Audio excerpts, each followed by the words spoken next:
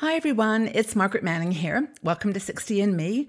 Hope that you're doing great wherever you are in the world. I really appreciate you being here. So it's a nice sunny morning and I hope that you're enjoying the start to your day or the end of your day. I know we have a lot of women from 150 countries now around the world and you're joining us at all times of the day and night. So I'd love to encourage you to check out our website and also to leave comments. You know, when we publish an article or when I do these videos, I love reading your comments and seeing the engagement. It's super important to me. So my tea this morning, I'm actually drinking the last of my hibiscus tea. I bought this last year, I think, and it's still been going strong. But I wanted to put it in a clear mug so you could see how beautiful this color is. Isn't that gorgeous? Hibiscus is actually really good for you, and I love the taste of it as an iced tea and also real tea. So that's important to me. It's one of my passions, and I hope that you have passions that guide you through your life and just make you feel like life is good. This is really, really important, and I hope that I just hope that you're doing well. It's a very complicated time, and it's hard to determine our passions, isn't it? To sort of be able to live them. And I got my card this morning from our beautiful deck, Aging Beautifully. It's a deck of cards that sort of talks about all the things that are on your mind. You know, it's got beautiful pictures, and on the back is a quote or some sort of a statement about that theme or that idea. So if you're interested in that deck, take a look at the link below. But it's something that we produced because we knew that women in their 60s need a little something every day to just get them on track and thinking about the things that are important. And I actually now use it every day. I pick up a card and I read it and it inspires me. And the one I picked today was actually about passions. It was about living your passion. And it's kind of amazing to think about this, that for me, it's travel. For you, it might be something completely else, but that's what passions are about. They're all different. So this is, I just read this to you because it's really, really pretty. It says, if you want to know what you're supposed to do with your life, look no further than your passions. Where do you feel most alive? What excites you? You know, don't let your passions be afterthoughts. Put them at the center of your life. When your passions are your purpose, there's no limit to how high you can rise. I love that. So this is for me my thought for today, and it led me to an article by Darlene Messinger, who's one of our bloggers, about travel.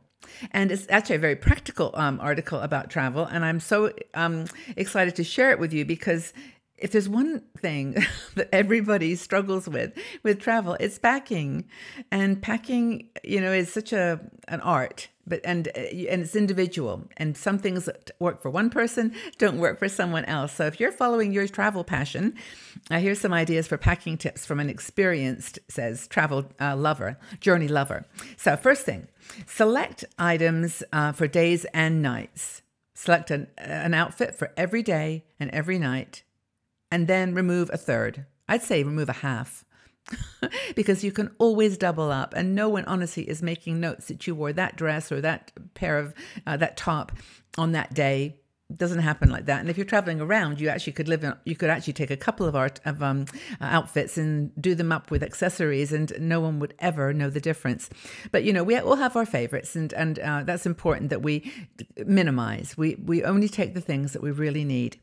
Another thing she says that's important, I forgot to mention it at the very beginning, is everybody's got their own personal things like medications and your perhaps hair products or skincare products that you might not be able to get anywhere else, and perhaps you paid a lot of money for them and you don't really want to have to purchase again when you get to your destination. So that's important. Always remember that your medications and your personal skincare and hair products if you need them.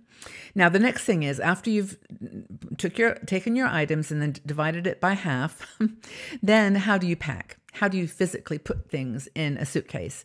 So one thing that Darlene mentions, is to roll outfits together.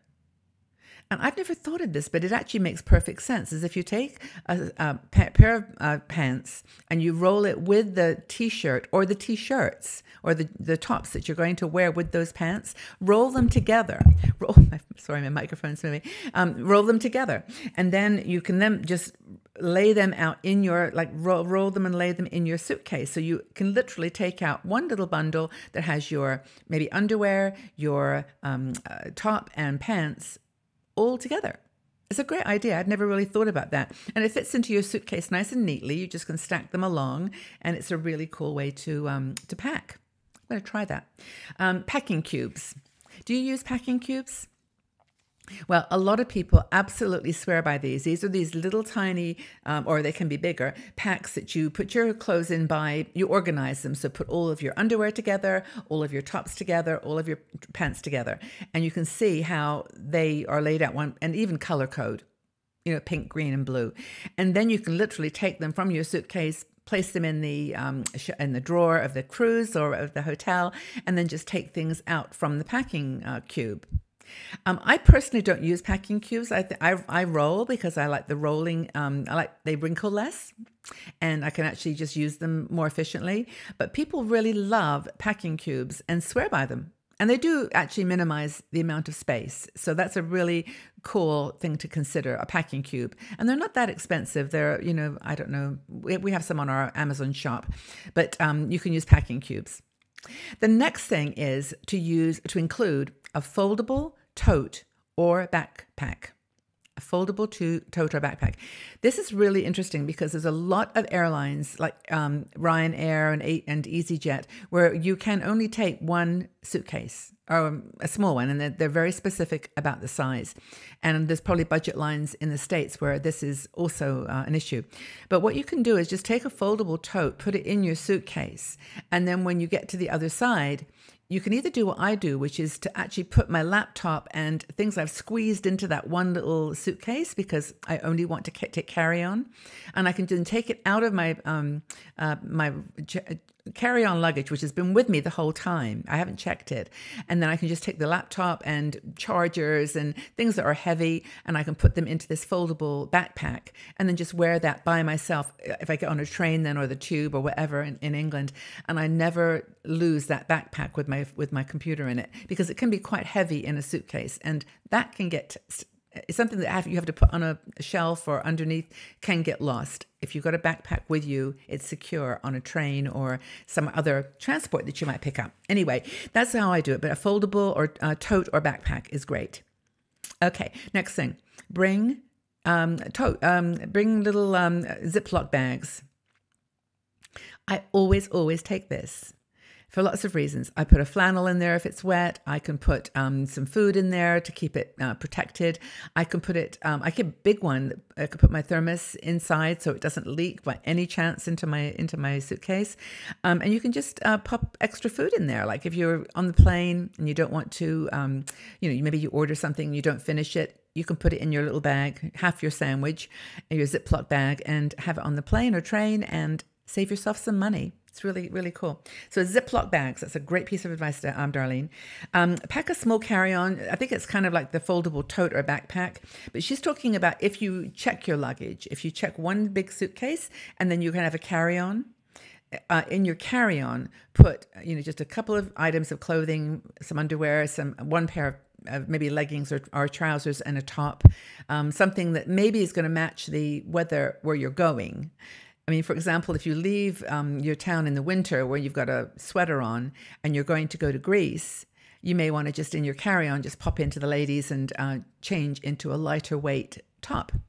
So anyway, in your carry-on bag, and make sure, of course, to put your medications and things that are like absolutely essential. The other thing is to protect your electronics. I always do a checklist of this, by the way, just to make sure you've got a phone charger, a computer charger, an external charger, a couple of those, any headphones, anything that you need to charge your devices. I know this hardly ever happens, does it? You run out of energy for your phone at the airport? Never happens? Yes, it does. And so I always take extra. I take, actually, I've got a couple of them, to be honest with you. I'll show you. I've got this little teeny one that I put, hearts and everything, that I put in my purse. And then I've got a really, really heavy duty one that I put in my suitcase. And those two pretty much get me through 2 or 3 charges, and that's really, really cool. And do the same for yours. Another thing that Darlene says is flip-flops. Take some flip-flops. They take up hardly any room in your suitcase, and they're great for if you're in a hotel and you just don't quite want to walk on the floor barefoot, or you in a hostel, for example, or you want to go swimming. They're just handy, and as I said, they're super easy to pack. I have a pair of little slippers that you literally could squidge up into half the size of my fist, and I just use those when I go, especially when I stay in hostels, which I do regularly now. And it's just nice to have. The floors are normally, the places that I choose are usually clean, but lots of people means little extra germs, and I take care. Another thing that she mentions, which I've talked about before, is to always, always scan your passport, your medicine prescriptions, your as a passport copy, anything, visas. Just take a picture of them or scan them for your phone. On your phone, because you'll find that it comes in so handy. If you lose the papers, or you just need quickly to refer to a number, just put it on your phone. And of course, her last one, which I always follow, is to take a shawl with you on the plane. Use it as a pillow, as a blanket. Just you can stuff it in around your neck. They don't count that as an extra bag, and it really can be so soothing when you're feeling cold or just a little bit nervous about whatever. To have a nice comfy shawl to bundle up. I take a small hot water bottle sometimes too. That's a secret. So anyway, I hope that's good. Now, Darlene's got a website. It's called aquamarinastyle.com. It's a great website, and she's got lots and lots of good travel ideas. So thanks, Darlene, for this article. I do hope that you check out her site, aquamarina.style.com, and just learn more about tips from a traveler who's been around the world a bit and has learned from her own experience. So, love to know more about your packing habits. What is the most essential item that you never forget to pack? Never, ever get to pack. Mine are my chargers. As you notice, they're right by my side. My chargers go with me everywhere, and those are the most essential, in addition to the phone, of course. But anyway, live your passions, everybody. Go travel if you want, or just do whatever you want that makes you feel good and alive and well. And leave your comments in the section below, and I look forward to reading them and talking to you all again very, very soon. Bye-bye for now. Take care.